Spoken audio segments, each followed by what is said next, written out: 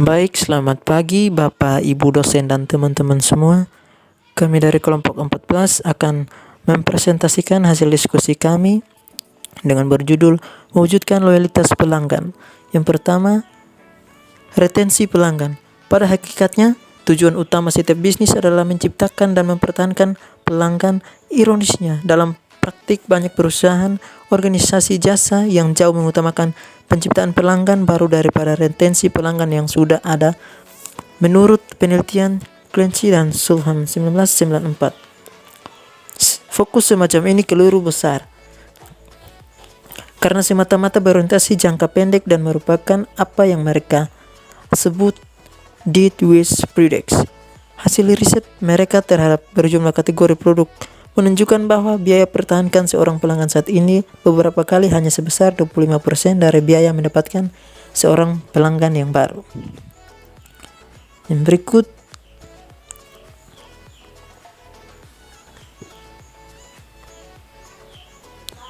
tabel dead wish breeder. Yang pertama, tipe pelanggan terdiri atas pelanggan baru atau program akuisisi. Yang kedua, pelanggan saat ini program atau retensi. Yang ketiga, pelanggan saat ini program ekspansi. Usaha pemasaran terdiri atas tinggi, moderat, dan rendah. Nilai bagi pemasar terdiri atas rendah, tinggi, dan moderat. Biaya program pemasar tinggi, moderat, dan rendah. Yang berikut, kemampuan orientasi pelanggan mempunyai beberapa manfaat diantaranya. Yang pertama, peningkatan produktivitas yang bersumber dari A. Efisiensi biaya dalam melayani repeat customer. B. Kesediaan untuk membayar harga premium. C. Loyalitas pelanggan. Yang kedua, pertumbuhan pendapat melalui kutok tular positif. Yang berikut, defection management. Salah satu cara meningkatkan tingkat retensi pelanggan adalah mengurangi defeksi pelanggan. Konsep manajemen defeksi terkait erat dengan gerakan TQM atau Total Quality Management. Yang berikut, loyalitas pelanggan. Kepuasan pelanggan harus dibarengi dengan loyalitas pelanggan. Pelanggan yang benar-benar loyal bukan saja sangat potensial menjadi word of mouth advertisers, namun juga memungkinkan besar loyalitas pada portofolio produk dan jasa perusahaan bertahun-tahun. Yang berikut konsep loyalitas pelanggan. Perilaku pembelian ulang kerap kali dihubungkan dengan loyalitas merek atau brand loyalty. Akan tetapi ada perbedaan di antara keduanya.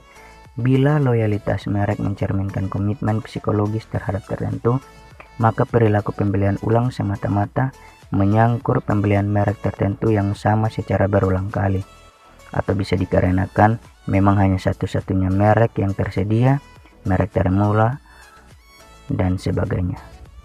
Secara garis besar, literatur loyalitas merek dan loyalitas pelanggan dinominasi dua aliran utama, yaitu aliran stokastik, yang kedua aliran deterministik. Dengan mengkombinasikan komponen sikap dan perilaku pembelian ulang, akan mendapat 4 situasi kemungkinan loyalitas. Yang pertama, no loyalty. Bila sikap dan perilaku pembelian ulang pelanggan sama-sama lemah, maka loyalitas tidak terbentuk. Yang kedua, spurious loyalty. Bila sikap yang relatif lemah dibarengi dengan pola pembelian ulang yang kuat, maka yang terjadi adalah spurious loyalty atau captive loyalty. Yang ketiga, latent loyalty. Situasi latent loyalty tercermin bila sikap yang kuat dibarengi dengan pola pembelian ulang yang lemah. Yang keempat, loyalty.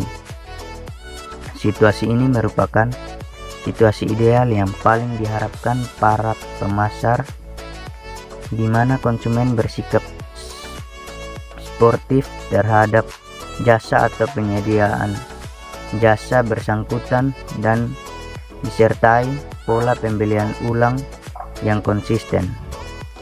Yang berikut, model loyalitas pelanggan. Banyak model yang telah dikembangkan untuk memahami fenomena loyalitas pelanggan dalam bentuk konteks titik Dalam bab ini, beberapa di antaranya dibahas, yaitu model kontributor dan detraktor loyalitas merek, model integratif loyalitas merek, model unit brand loyalty, model loyalitas pelanggan, dan model loyalitas. Yang berikut model kontributor dan detraktor loyalitas merek. Sejumlah riset empiris menunjukkan bahwa terdapat berbagai faktor yang bisa mendorong terbentuknya loyalitas merek. Sementara ada pula faktor-faktor yang menyebabkan seseorang menjadi tidak loyal pada merek spesifik. Dengan demikian, tingkat loyalitas merek merupakan hasil interaksi dari faktor-faktor positif dan negatif tersebut. Yang berikut model integratif loyalitas merek. Model integratif loyalitas pelanggan dikembangkan untuk memahami secara lebih komprehensif, kognitif, efektif, dan konatif secara konsekuensi loyalitas pelanggan.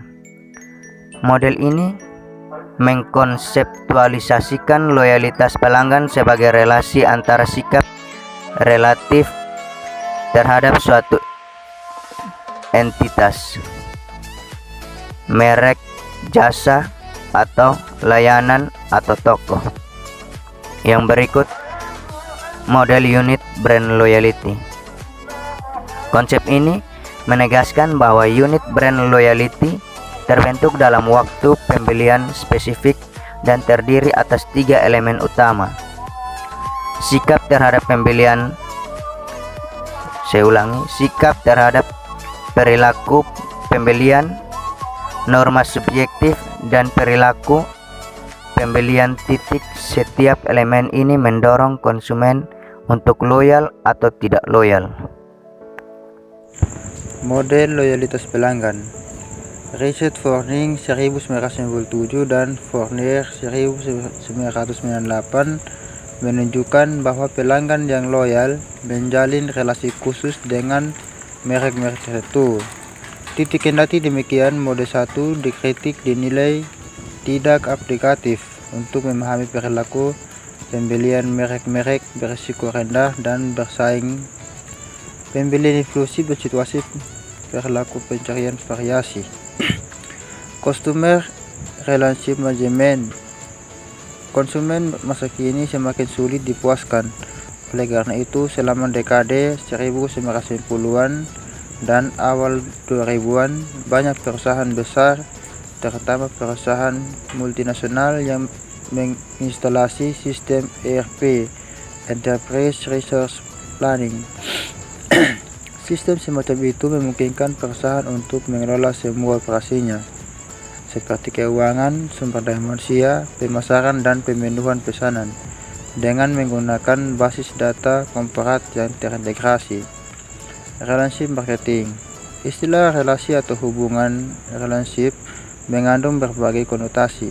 Dalam bukunya Total Relationship Marketing, Gumeson 1999 mengidentifikasi 30 kemungkinan relasi yang dinamakan 30R. Sementara itu, definisi relasi marketing sendiri beraneka ragam dan dilandasi sejumlah aliran teori utama seperti agensi teori, transaksi cost ekonomi, research dependency, social exchange teori, dan interaction teori. Customer Relationship Management. Konsep CRM tidak bisa terlepas dari perspektif relationship marketing RM.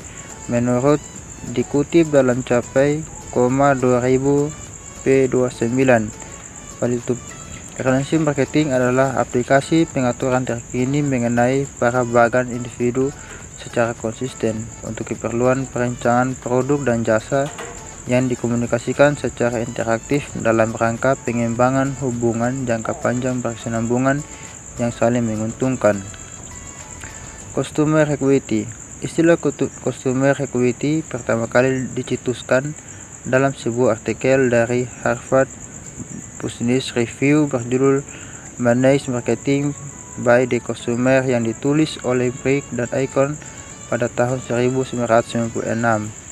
Menurut dan diketahui tahun 1996, consumer record adalah the total of the discount of it feel so much over all the dream consumer.